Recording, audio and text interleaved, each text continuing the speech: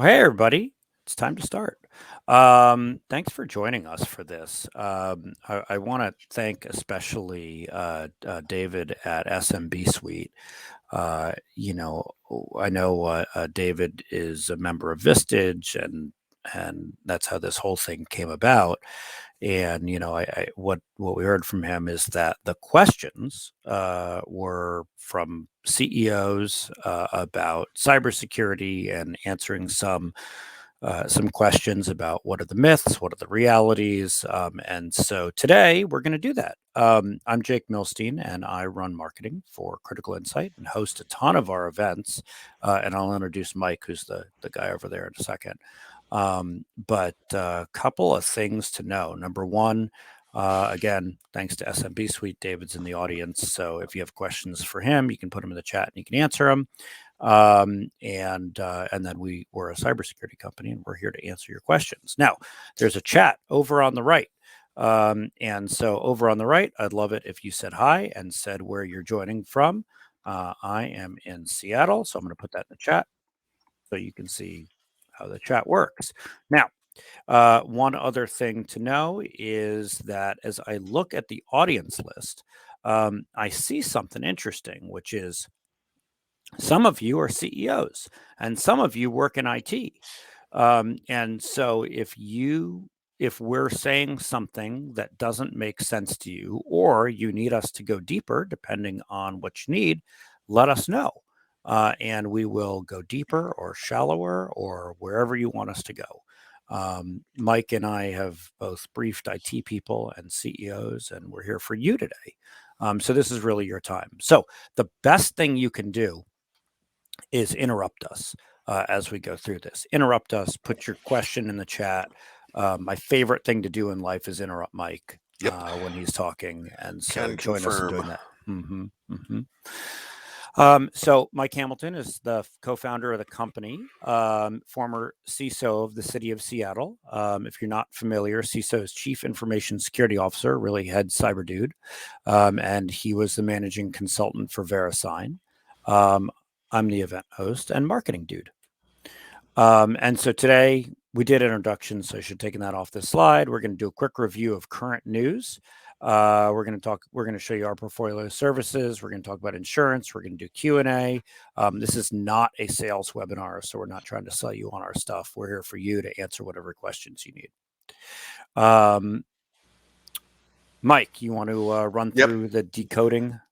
Yeah. So my understanding is we were going to have an audience today that was a combination of IT and executives, folks with a fiduciary responsibility in their organizations. And so what I like to do when we're talking to executives is kind of pull all the cyber nonsense off and talk about the real outcomes that you're trying to avoid. You can fairly put them in just a few buckets. And so the first one is loss of protected records, right? Unauthorized disclosure of personally identifiable information, health records, financial information, criminal justice data. A lot of things fall into this. And we know that there's a cost associated with this. We know that if you lose records that meet the definition of personally identifiable, it's going to cost you about $200 a record to clean up. So 1 million records in a customer database and you have PII in there, you have potential of $200 million in liability. You know, if that's at 50% risk, medium risk, okay, that's $100 million in liability. Can I have $50,000 for controls to cut that risk in half again? Okay, you get $50 million in risk reduction for an outlay of $50,000, you know, maybe that's a good business decision to make. So that's a better way to have the conversation. So it's loss of protected records, theft and extortion, theft through business email compromise. That's going to tick way up when the money falls out of the sky from the federal government, from the infrastructure bill, and local governments in particular are contracting lots of construction companies and things like that. And then extortion through what we call ransomware, which is software that will hit your network. You know, it's malware, starts like everything else. Somebody clicks on something, you hit a website, and it will look around your network, find the good stuff, encrypt it, prevent you from operating, plus or minus exfiltrating records to hold in reserve and extort you with if you decide you're not going to pay the ransom. So this double extortion technique is becoming prevalent. And in fact, right now, just a few days ago, Planned Parenthood was hit with ransomware, and they took away 400,000 patient records. And so there's a mess over there that they're trying to clean up. That's the way that works. And then the third one is just disruption for the sake of disruption. And you're hearing this term killware come out more in the media. If somebody hits you with ransomware and there's no extortion demand, that's killware. And then the 21st century addition to this is you are used to attack your business partners, customers, associates, etc. There have been a lot of examples of this, and you certainly don't want to be that company. So these are the things, again, if you have a fiduciary responsibility in your organization, these are the things that you are worried about, because these are the things that actually cost money. These are the reasons why you would invest in security, because you want to avoid these. Okay, go to the next slide, Jake. Let's talk about some news. So all this stuff is happening. This is news from just the last few days. So on the upside, depending on what business you're in and how you think about this, the National Defense Authorization Act was passed without the provision in it that said you have to report an incident to DHS within 24 hours. There's still a competing bill that says 72 hours, but this one got through without that provision. So there's no mandatory reporting today. TSA just started to regulate rail. TSA is the sector-specific agency for the transportation sector, which includes pipelines. And so when Colonial Pipeline was hit, disrupting 45% of the energy supply on the East Coast, TSA said, whoops, wow, I guess we never told them what they should be doing. So now we're going to tell them what they have to do. And then comes, the regulation from the federal government, because it's a critical infrastructure sector. Well, now it's rail. So interesting that they have now, gotten religion as the sector-specific agency for the transportation sector. But what this implies is, just like pipelines, they never told the rail operators what they had to do either. So hopefully we're closing some gaps there. Lloyd's of London is saying that they are not going to cover these acts if they are attributable to nation states, right? If there are acts of war, that's always been a provision in insurance policies to say, we're not going to cover an act of war.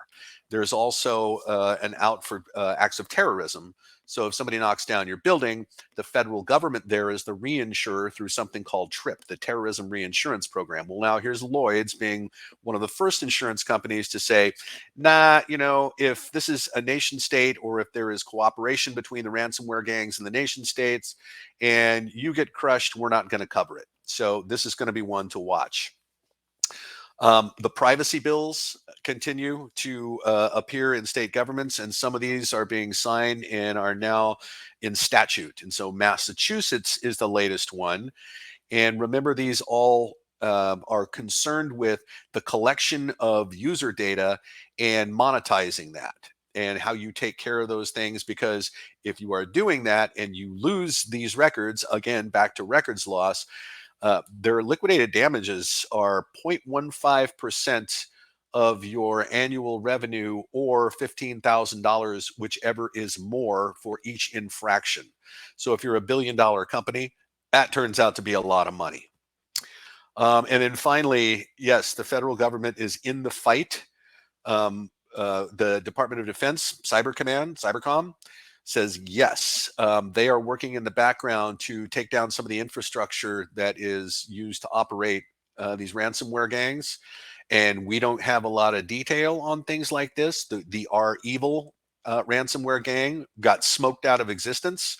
And then sometime later, DOD said, yeah, that was us. So that's a good thing. So federal government is in the fight. They're bringing to bear the Treasury Department, the Department of Justice, the Department of Defense, State Department, and it's about time, because up to now, everyone has been responsible for their own security. Despite the public damage done by these acts, it's always been a private responsibility to handle security. Well, now the federal government is helping there. Okay, next slide, Jake. Okay, all right, so back to some of this stuff. So in the 20th century, we used to say, secure the network, don't let the bad guys in. We had the hard, crunchy shell, kind of attitude about this. In the 21st century, we say manage the risk of a foreseeable event. This malware doing all kinds of things, right? Malware hits your computer. It can send spam. It can search for records to steal. It can monitor keystrokes. It can encrypt your network. It can mine cryptocurrency. It can do all this stuff. Okay. So there is a large financial motivator for these gangs to get past your controls and get into the network. So here's how we manage risk. There's two terms. There's the likelihood of a bad thing happening and its impact. Okay. This is it. And what we have done is we have worked real hard on that left-hand term, the likelihood of a bad event. What's a bad event? Records disclosure, theft or extortion, and disruption of your key services. Those are the bad events you're trying to avoid because they cost money. Go next slide, Jake. Okay, so how do we buy down that risk? Like I said, we've spent a long time on the probability term here, the likelihood term, and we've invested in a lot of preventive controls. And everybody already has these. So yes, got to have a firewall, you have some kind of endpoint protection. You may have an IPS system that knows how to block things dynamically. You are trying to make sure that your users don't go out to URLs that are known bad. Maybe you have WebSense or something like that. DLP, right? So making sure that your intellectual property doesn't go out as email, managing your vulnerabilities, training your users. There's a lot of these things that we do in order to make a bad thing not happen, and they fail, right? The control that will reliably fail is the one between the ears of the user. And that's just the wild card. There's not a lot you can do about that. You can train your users and you can use this insipid phishing testing all the time where you'll never get your recidivism rate down to past 3 to 5% of people who click on and are determined to give up their passwords.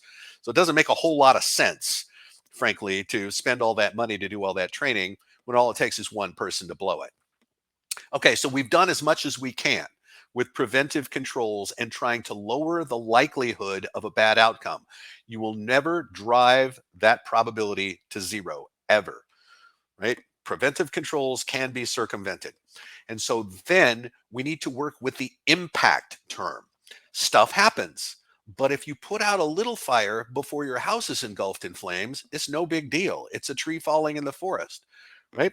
There are two kinds of impacts. One, the help desk cleaned up a workstation. Two, the FBI called and all of our customer data is for sale online. And you get to pick which one of those is going to apply to you by detection and response. If you're monitoring your network and you can see the signal of something has gone wrong, maybe a piece of malware hit and it got past your antivirus or your endpoint security, but it starts scanning the network looking for open SMB shares or ways to elevate its privileges. When you see that, some aberrational, event like that, if you investigate that and say, that's never happened before, you go into a little network jail until we can get you scanned and figured out. No harm, no foul. So there are lots of techniques that we use to monitor networks. An intrusion detection system is probably one that everybody's got. An IDS works just like antivirus. It is a signature-based technology. It says, I just saw the pattern moving over the wire that somebody just downloaded the Emotet Trojan. That's how it works. And so sounds good. 99% of what it says is nothing. And that is not an exaggeration. It's always going, look at me, look at me, look at me. Something's going, look at me. And it's, broken packets, TCP sequence numbers out of order. And every once in a while, you get a hit. But the thing is, you can't just tune all those out, this overwhelming, crush of these alerts. You got to figure out which ones are the ones you need to follow up on. So it's like a burglar alarm that's always going off. It is a burglar alarm that never stops going off. There's a system called a SIM. This is the kind of 20th century version of how you manage your logs and try to correlate events between them. The correlation that is used by a SIM system is not the mathematical definition of correlation. It is more like comparison. So we saw an asset in the antivirus went off 3 times and says, I stopped this thing, I stopped this thing, I stopped this thing. That probably means number 4 was successful. Then we saw it talking to Belarus. Now it's scanning the network.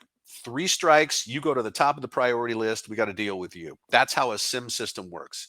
It takes a whole lot of care and feeding. You need to put an operator in front of it just about all the time. Aggregating your logs to make sure that you have evidence for forensic examination later or to mine for events. Log server is pretty easy to set up. But the key thing here is the eyes on glass. Yes, there are products coming out that will automate these things. And interestingly, the last time I went to one of the Gartner Security and Risk Management conferences, they polled their membership and said, would you allow a piece of technology to take an action without your supervision? 100% of the Gartner customers said no. So take that as you will, but I will say too, it's like a SIM system. The stuff that automates things doesn't operate by itself. You got to throw people at it to get it to work. So, if you're investing in automation so that you can avoid hiring human resources, you are very likely going to achieve an outcome that is the exact opposite of the one that you intended. People are the biggest part of this. Got to have eyes on glass. You have to investigate things. Those folks have to be knowledgeable, and you need a response plan and a way to put things back as quickly as possible. So this is the harder thing to do. Buying technology with all the claims of, hey, we'll stop this at the perimeter and we see, all these things and we can stop them, is only goes so far. Now we really need to buckle down and we need to work on this impact term here. Go ahead, go to the next slide. All right. And so I'll take this slide. So, Okay. one of the things that that David helped us with is, what are the right kinds of questions to ask here? So we're going to jump into, do I really need a CISO? And one of the things Mike just said, which I'm about to ask him about, is, you just talked about all those people. Like, do I really have to have a security team, or can my IT team handle it? How can cyber risk be accurately calculated or estimated? What does it mean? Regulation, is more coming? What role will insurance companies play? I'm going to talk about that one. What are the options for staffing cybersecurity in your company, and what technologies are showing the greatest promise? And how is the federal government helping with organized crime? But let's go, since you just talked about people, let's just start with the people question here. One is, let's go to that IT question, which is, if I have an IT team, can my IT team handle security, or do I need different folks for it? It depends. I mean, and a lot of questions have the identical answer. It depends. It depends on the size of your organization, the sector you're in, whether or not you're regulated. All those things have bearing on whether or not you need to have somebody who's really dedicated towards security. But the fact of the matter is, security is in high demand right now, and we are short on practitioners. And what has been seen over and over is when you repurpose your IT folks to be your security folks, they can do that. IT and security will both suffer. And eventually, those IT folks are going to figure out they're worth a lot more as security people, and they're going to go get a job in security. And this happened a lot when I worked in government. We had a lot of measurements going on. We monitored our networks like crazy, and that's how I know 40% of the compromised assets in our network were due to the use of personal email. Right, so a policy that says personal use on a personal device drives 40% of the problem off a cliff. But when we were bringing IT people along and having them help us with the monitoring and the response and things like that, a lot of them got bled off and went over to other organizations over in Expedia, Starbucks, and they all ended up with great careers, but they drained the IT people out of the city of Seattle. So that's a danger. And so if I decide, okay, I'm going to have my IT folks handle security, what does that mean for their daily job? Does that mean that what does that mean? Like, what are they doing on a daily basis if my IT people are It handling security? depends. So, if you're doing the bare minimum, it means they're managing firewalls. It means they are looking at events that come to them. They don't really proactively go out and sit and and try to mine events for aberrational things. Um, and they're the ones that have to do the response. And so that's the bare minimum. Hmm. If you are any kind of regulated sector, there are things that have to be done on boundaries, on weekly, monthly, quarterly, annually. You have to have an annual penetration test, an annual policy review, an annual risk assessment, annual user training. And if your IT people are handling those parts of it, they're stretched really thinly. So, I mean, it depends. And especially if you are regulated in today's world, that means you take credit cards, you handle health records, etc. And I think you're going to get to the insurance question here.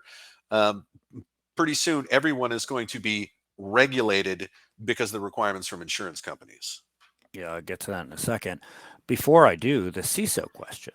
Mhm. So, what is a CISO? Do people need them? What do they do? So rather than the title CISO, if you are a reasonably mature company and you have investors that are reviewing your quarterly reports and things like this, you probably need someone who is accountable to for security, somebody who's responsible and accountable for that. Does that need to be a chief information security officer? No, that needs to be an information security officer. And what that person does is make sure, and this is a good way to structure. This is one way, but a good way to structure it. Key performance indicators for the information security officer should be the successful completion of all those things I just talked about. Including uh, monthly firewall rules review, quarterly vulnerability scanning, running some kind of ritual where you are going through these vulnerabilities and then handing them off to the IT team for resolution, right? The security people don't put hands on and patch servers. Those are the server people. So there's a dotted line organization that you need to manage. And if you structure it that way, it's pretty easy to see, yes, these things are getting done the right way. We can just tick all these off every quarter. There needs to be some kind of governance organization, because again, if you're approaching some kind of maturity, you can't just scan for vulnerabilities and call it good. You have to turn things into risk, right? When we identify risk, okay, this vulnerability, can it be exploited? If so, what's the likelihood of that happening? And what would the impact be? And then you have risk, right? A vulnerability is not a risk. Those things are different. But when you identify a risk, you have to have some kind of disposition that goes with it. You can accept it, right? Like Ford did with 71 Pintos. They knew they blew up when they got rear ended, but it was cheaper to pay off the dead people than it was to fix all the cars. So they accepted the risk. You can avoid the risk, turn off that Windows 2008 server that faces the internet. You can mitigate the risk through the application of controls. Can I have $50,000 to cut our risk by $50 million? Or you can transfer it through insurance. That's all you can do. Accept, avoid, mitigate, or transfer. And a governance organization should approve all of those dispositions, especially the ones that you accept. So let's say we are using self-signed certificates for SSL internal in our data center for computers to talk to computers. Okay. We shouldn't do that. But we will accept that risk because that's all internal. And somebody would actually need physical access to our data center to be able to exploit that. So, having a governance organization that meets once a quarter and then goes through identified risks and say, yes, I agree. Yes, I agree. No, that one's provisional. I want you to get that fixed. That is the right way to do it. So that's what the information security officer does. And that body of work doesn't need to be a CISO, not necessarily, but it needs to be somebody who is responsible and accountable for security and getting those things done. And is it something you have to do yourself? Can you outsource it? Well, increasingly, it needs to be outsourced because there are not enough people to go around. And as every college and university in the country has their brand new shiny cyber degree program, remember, in order to manage security for an organization, you can't be fresh out of school. You need some chops. And so rather than trying to compete in the market against the Morgan Stanleys of the world, for example, you can just get what's called a fractional CISO or a virtual CISO, who basically will be that person who makes sure all those things get done. I see Morgan Stanley's in the audience. No, I'm just kidding. One of the other questions there is, before we talked about IT Mhm. and we talked about, security as well. So two questions. If you have IT and security done in-house, how many people do you need in those jobs? How, like, per 100 or per 50 people in an organization? How many IT people do you need? How many security people do you need? And can you outsource that? Well, I mean, that's pretty, so it depends. How many IT people do you need? If everything you have is in the cloud and runs on autopilot, one, you know. When you say how many security people do you need, the paradigm is from when everything was on-prem in your own data center. But we did, especially when I was at VeriSign, we studied things like this. And at the time, it was reasonably one security practitioner per 1,000 users. But remember, there are different roles there. Some of those are analysts that are watching the events happening on the networks and trying to put out the grease fire before the house burns down. Some of those are assessors slash auditors that are, figuring out if you're lining up correctly with your compliance requirements. There's architects and engineers who work with developers to make sure in product development that you don't put things on the market that can be hacked out of the box, for example. So, how many of those do you need? It depends on your business. There is no easy answer for that. But back in the world where we had everything in a data center and all the users were in a building, if you were going to invest in security people, the ratio was about 1 to 1,000. And if something happens at 1 a.m., do you need a 24/7 team to see it? Yep. Yes, you do. You can't do that with one person. Nope, can't do that with one person. And that increasingly, right? And we have seen this happen. The Colonial Pipeline. What was that, over Memorial Day? What was the one that happened over Labor Day? Was that the grain, Was that the meat or packing plant? JBS Meats? JBS Meats, Mm-hmm. right? Well, yeah, that's right. That's right. On the holidays, what do? We drive and we barbecue. They hit us in the gas tank and the meat supply. Okay, so, and that was not random. That was well thought through. And it turns out when these operators are in your network, they're in there for a long time before the thing happens, and you get the thing on your screen that says, "Hey, your network won't work anymore. Get a hold of us so that we can talk about your ransom you're going to pay." They've been in there for a long time by the time that happens. And so when they decided to pull the trigger over the holiday weekends, that was sending a message. And that's not going to stop. And so, yes, if you are in some industry that may be in the sights of these operators, and increasingly that's manufacturing and construction, yeah, you want eyes on glass in the middle of the night on a holiday weekend. Yeah, you do. Yeah, and financial and all the yeah.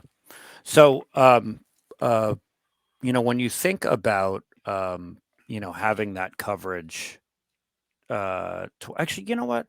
I realize I'm going to go to insurance here, because I want to make sure that we have time to cover insurance. Okay. Before I do, I want to remind folks that the chat on the right is a place you can ask questions. If Mike's using acronyms that you don't understand, or you want him to use more acronyms, put it in the chat. If anybody says more acronyms, that'll give me a chuckle. Yeah. Um, but I'm going to pull up a slide here, talk about insurance, and before I do, here is what has happened in the insurance world.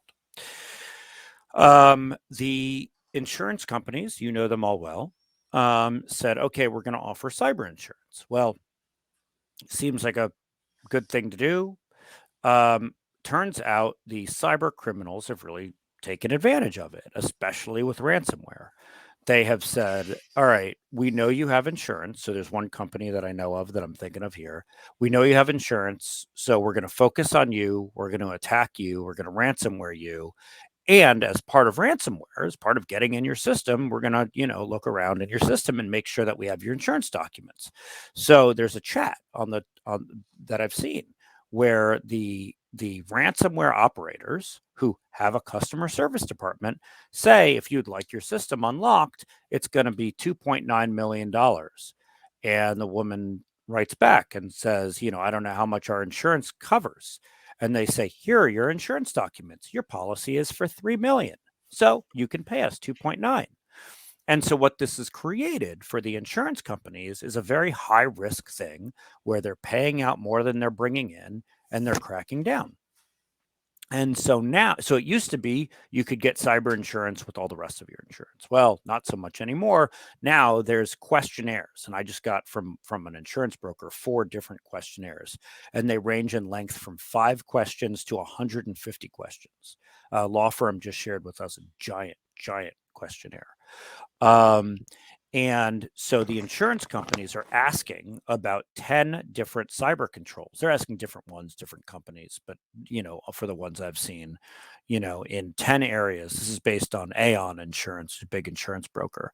They're asking for multi-factor authentication. And so multi-factor authentication is every possible device, something your password, and something you have, your phone, like a text or Google Preferably Authenticator, not a text. but preferably not a text because SIM swapping. Managed detection response, which means 24/7 there is somebody to watch and see if something has happened. Endpoint detection response. So that's Windows, like CrowdStrike or Microsoft Defender for endpoint. You Cylance, Carbon Black, silence, yep, FireEye. those things on your computer that pop up if you did something bad and quarantine it. Phishing testing and security awareness training. Phishing testing is what Mike hates, but insurance companies like.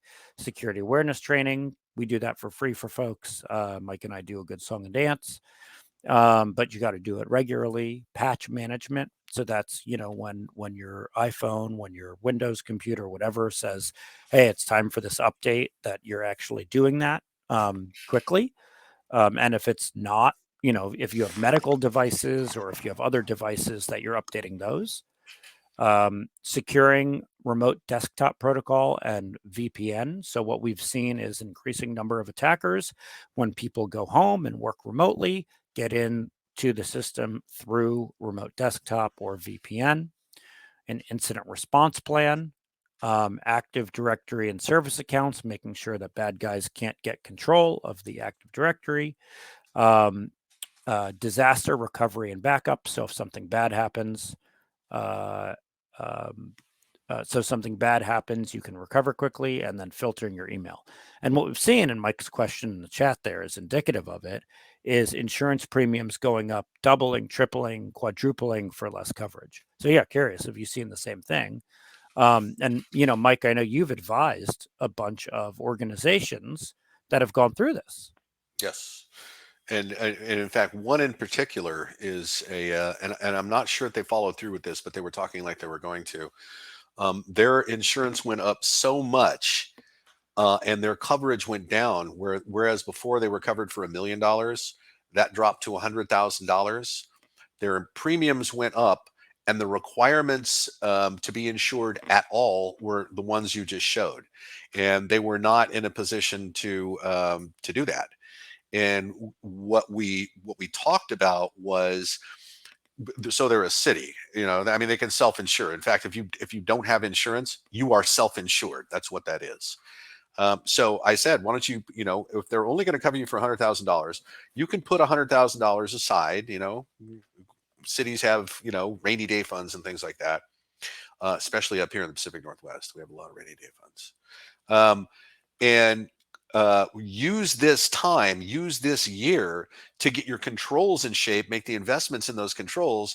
So next year, when you have this conversation, it goes the way you want. And so you are able to, I mean, you're rolling the dice a little bit, but we're always rolling the dice. And so if they get through the year and are able to invest in controls, then have the conversation with the insurance company next year, they will get adequate coverage and they will have dodged a bullet. And which takes me to a question: what should premiums be at this point? No, I have no idea. I mean, I know you worked with one company that you VC-SO'd for them and kept Yeah. their insurance premiums way down. What would you do to do that? Well, what we did was, so all those things that I talked about, right? The weekly, the monthly, the quarterly, the annual things, lined them out on a schedule to get all that stuff done, made sure that contracts were in place for the things that they had to outsource. Like, you don't do your own penetration testing. It takes a third party to do it. Got all that lined out, set up a governance organization for them so that they were actually talking about risk and formally accepting risks and formally throwing some back over the fence and documenting all of that. So when the insurance company sat down with us and went through controls, we had really good responses for everything, and in fact showed that we were, you know, pushing the envelope of maturity here in terms of the way in this particular, it turns out this particular company is headquartered in San Antonio. And when they finally got all their insurance policy completed, what they said was, and this would not all due to the cyber component of the insurance, but they were really happy because the quote came in $400,000 under what they had forecast. Part of that was because we had demonstrable controls. And that's the thing. You have to be able to show I have this control in place. And that means there needs to be records created, logs you can pull, things like that. So we got all that in place, had that conversation, showed our papers, and they said, you guys look great. Well done.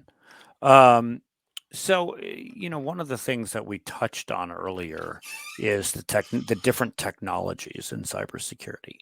Mhm. And I'm sure, looking at, there are folks on the call who are IT directors, there are folks on the call who are CEOs. I'm sure they're getting cold calls and cold emails from cyber providers Mhm. saying, hi, I can give you a ransomware killing piece of software, or I Mhm. can do this. I have this device that'll make ransomware go away. So, a couple of things. Number one, is there such a thing that can just stop the criminals? Um, why do people make that claim? And then, what are the good technologies out there?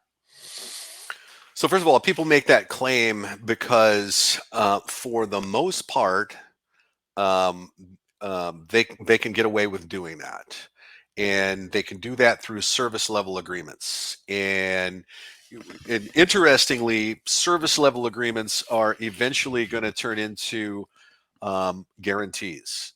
And I believe this is going to come pretty soon, where if we are doing security work for you as your security provider and you have an event, we indemnify you for $1 million or whatever. That's coming very soon. And that really is going to be the differentiator. The technologies. So you want to hear what works? You want to hear snake oil? Oh, Both? let's do yeah, both. But I think everybody. Let's start with snake oil. Okay. So the automation technologies, right?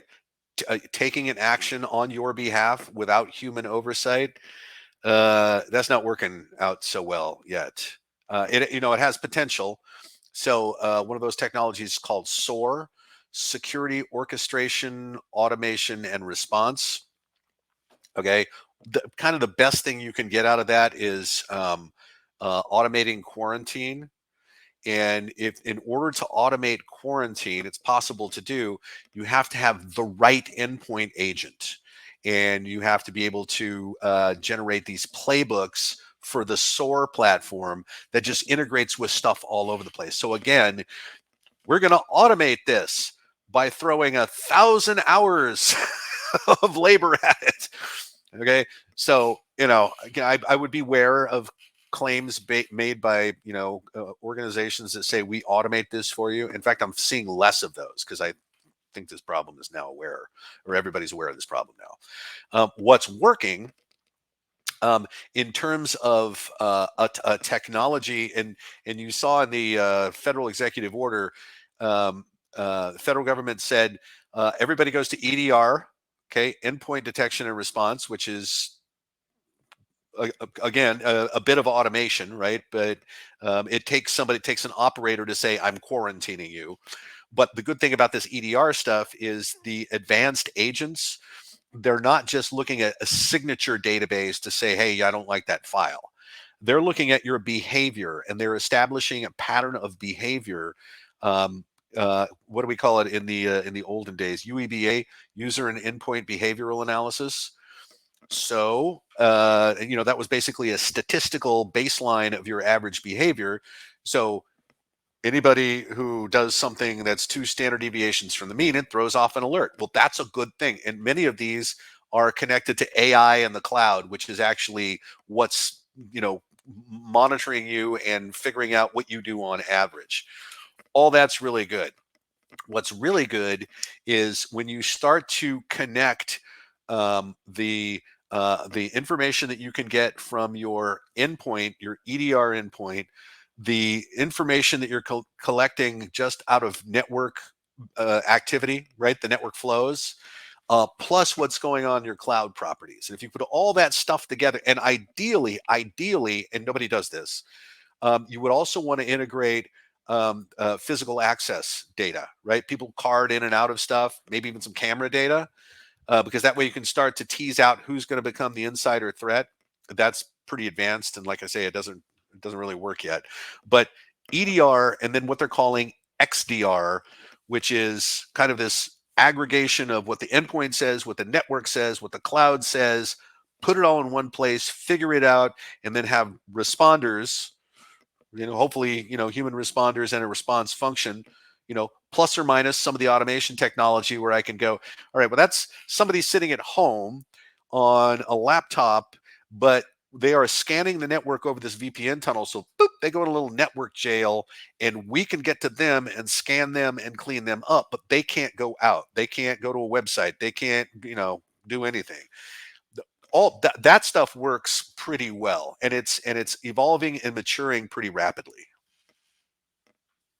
Um, and now there are two different, I mean, there's sort of two different things, right? There's the technology and then the people to run it, right? Even if you get the best technology, none of it runs on its own. Right, that's what I And say. I mean, you got to throw yeah. people at all this stuff. And when you think about people, now that brings up the problem at hand, which is, I mean, I don't know folks in the audience, but everybody I've talked to this week is dealing with the great resignation. People Mhm. switching jobs, people just leaving the workforce. So I run marketing. I'm on a group of chief marketing officers, nationwide group. Talked to one guy today.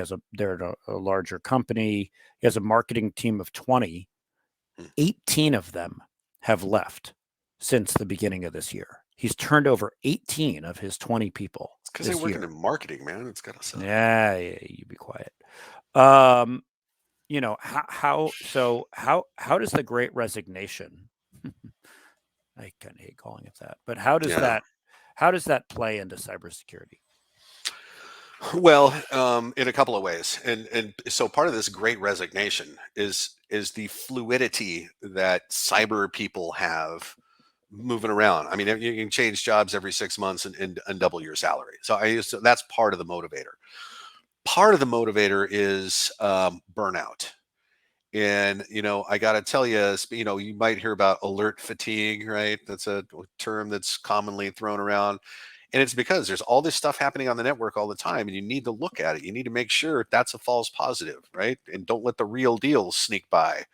And the people that are focused on that, and I will say, so that role, that's an analyst, that's a cyber analyst, Mm-hmm. and that particular role is the 10th fastest growing job in the United States from the Bureau of Labor Statistics. Okay. That's the only cyber job on the list.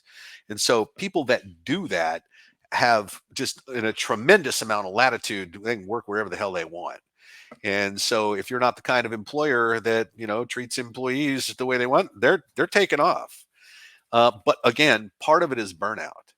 And, you know, I mean, I hate to say this, but when you were in this business, you get used to continually losing. You see what's happening around you, and especially if you work in a really big organization, it's it's really hard to tamp down this activity to nothing. There's always something going on. City of Seattle had at the time 10,000 users, and we got 20 compromises a week, right? And you got to deal with those before they get out of control, because if they take over a network that has to do with, Seattle opens and closes dams, huge waste treatment processing facilities, valves that got to open and close to bring water into the city. You disrupt stuff like that, it's a much different impact than a letter from a credit card company saying you get free credit monitoring. So, you know that kind of high anxiety, high target value, high threat level stuff, that's burning people out. And a lot of people just want to kind of take a hiatus, a sabbatical, or whatever. We're doing whatever we can to actually bring up the bench strength in this thing through some things that we're probably not going to talk about now, but this is the problem.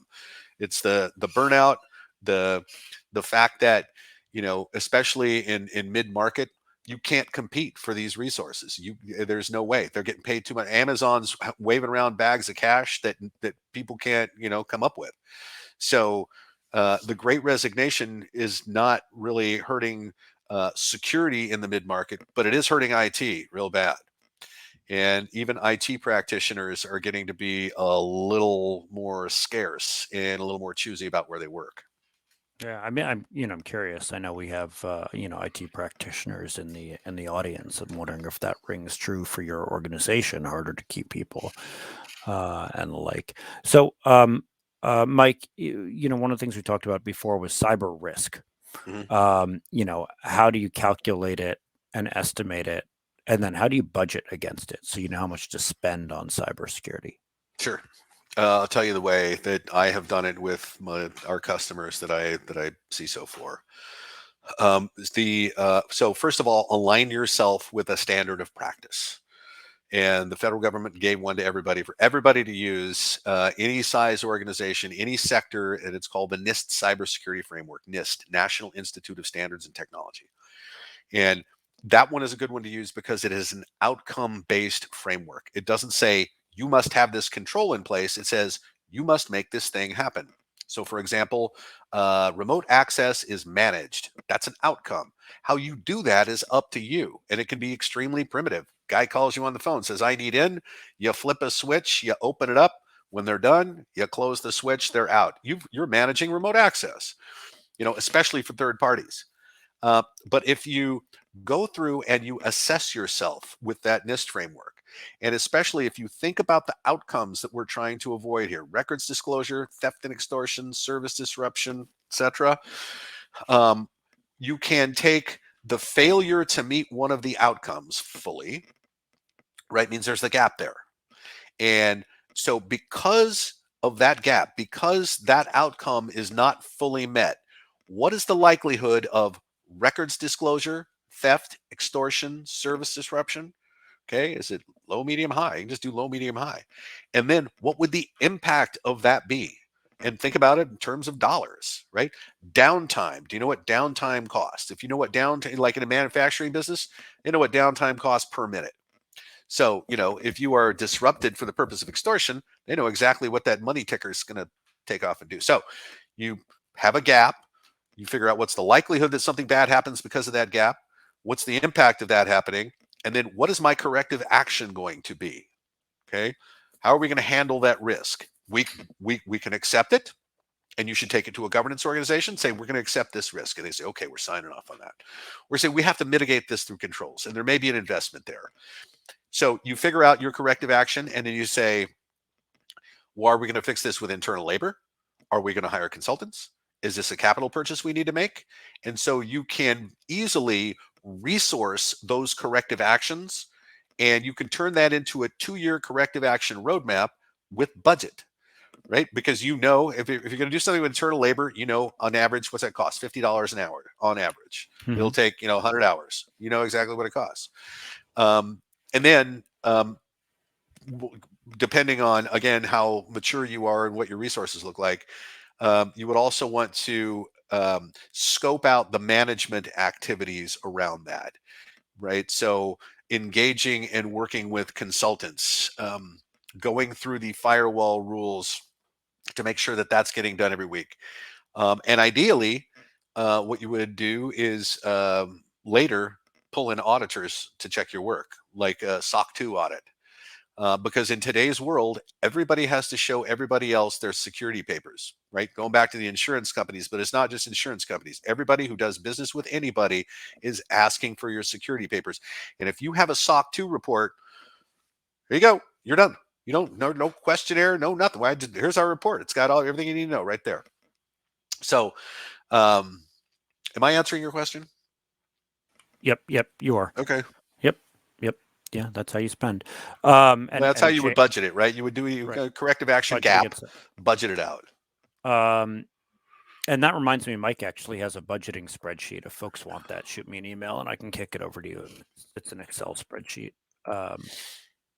Email address here. And then James is talking about cyber liability insurance. Yeah, and that everybody's seen severe increases. They sure have. I was actually just talking to an insurance broker a couple of days ago. We've had this sort of interesting thing happen where a bunch of insurance brokers have started to approach us and say, "Hey, can you engage with our customers before they go into renewals so that their renewals go better?" And so we've actually just come up with a risk assessment for those kinds of folks, a risk assessment focused on people going for cyber insurance renewals or new policies. And they said there's a nonprofit actually in Texas, in Houston, that they work with, where they first, the insurance company, the carrier said, all right, 4x, we're going to 4x your cost. And then just said, you know what, never mind, we're going to drop you, because of what they do in their nonprofit world. They decided that they were too much of a target for nation states. Can you And say what they do? No, Okay, because it was identify them. fair enough. Because I've already said where they are. So no, because I'm under MNDA. So yeah, James, we totally get it. And I've had a ton of conversations around that, and I am not an expert, but I apparently now play one on TV. So I do want to share something. So this is our wheel of services, but I'm not sharing it in a sales way. I'm sharing it because let's look around the inside, because these are things every organization needs. So the top half is what we see as managed detection response, but it really is everything you need in case of an incident. So you need to be prepared for an incident. You should be doing planning. You should be doing tabletop exercises. You should be deciding whether you want automated quarantine. Then you need 24/7 threat detection analysis. That's the, JBS meatpacking. Something happens 1 a.m. on a holiday weekend, you can see it happen, which means monitoring your endpoints, monitoring your email system, monitoring your network, whether it's cloud or on-prem. And cloud is AWS or Azure, Google, whatever you use. And then if you have IoT devices, and so that could be cranes, that could be medical devices, whatever you have. And then you need a plan, like when something happens. And as Mike said, the bad guys are going to get in. Like there's nothing that's 100%. And so that's, making sure you have an 800 number to call when something happens. And then of course, deciding whether you're going to have rapid quarantine. Down here is regulatory compliance, depending on what industry you're in. Although now increasingly everybody's regulated by insurance. Having assessments, risk assessments done. You should have them done once a year. What are your risks? Technical and penetration testing. You're launching a new website. You're launching a new app. You just need your network pen tested. Like, having somebody who acts like a bad guy break in so you can see how they did it, so it doesn't happen to you. And you can fix those gaps. And then vulnerability scanning, making sure you're patching, making sure the devices that you have don't have existing vulnerabilities. And if you have a vulnerability scanning tool, you can do it quarterly, you can do it weekly, you can do it however much you need it, depending on your environment. So yeah, I mean, these are our services, but it's also a good way to look at, okay, do I have a well-rounded security posture? as I mentioned, we just created that risk assessment for insurance renewals. Um, and I don't know if anybody here is interested in insurance stuff, but I'm always happy to have that conversation. I also, before we do final thoughts, just wanted to give our contact number and SMB suites. So I'm going to leave those up. The 24/7 number really is 24/7 for us. And sometimes it's me who answers it, sometimes it's somebody else. But that's how to get in touch with us. And if you want that budgeting spreadsheet, just email me as well. So one thing that I'm going to put in the chat also is at the end of all of our events, and we do a lot of events, we give people a survey because we want to know how we're doing. Was this helpful? Also in the survey, you can contact us or SMB Suite. There's a place for that. Additionally, in the survey, if you fill out the survey, you can get a gift card or donate that gift card to a food bank, which is a really nice thing. Our events person Ginny put that together, and she is super wonderful. And so I'm putting that the link to the survey in the chat there. Sorry, it's a big ugly link, but security people don't like the Bitly links because you can't see what's behind them. So hey, Mike. So final thoughts for these folks. So final thoughts. I'd take this insurance stuff really seriously because the bigger picture is this. Insurance companies are going to be the de facto regulators. And what it does is it creates a bit of an out for the government, whereas the government does not have to regulate because the insurance companies are going to use market forces to do exactly the same thing. So whereas before, if you took credit cards or you handled certain kinds of information, you had regulators. And if you were definitely in some kind of critical infrastructure sector, you have a sector specific agency that is your, federal regulator. But things like construction companies, for example, no such thing. Well, now they have to belly up to the bar too. So this is going to cause further strain on the already bad situation we have with professional practitioners, and the fact they're in such short supply and they make so much money and they're so mobile and they're so burned out. So that's just going to get worse. So I think, final thoughts are, consider some of the things like, bringing in a company to help you with your security and pitching that over the fence, especially if we get to this point where there will be guarantees and indemnification. Awesome. Hey, I want to thank the folks at SMB Suite, especially David Greer. If you don't know him, fabulous guy, and help put this together. Also, the great folks at Vistage, and I want to thank you all for joining. Mike, thank you, Yep. and of course, thank you to Amy and Ginny on our team for actually putting us up on screen. If folks have additional questions, feel free to email me and I'll get your questions either to SMB or I put their email address up. You can email them, you can email me, you can email Mike as well. But use my email address, I'll get you to whoever. And yeah, please fill out the survey. We would really appreciate it. And have an awesome day. Thanks, James. Bye, See all. everybody. Hey, thanks, James.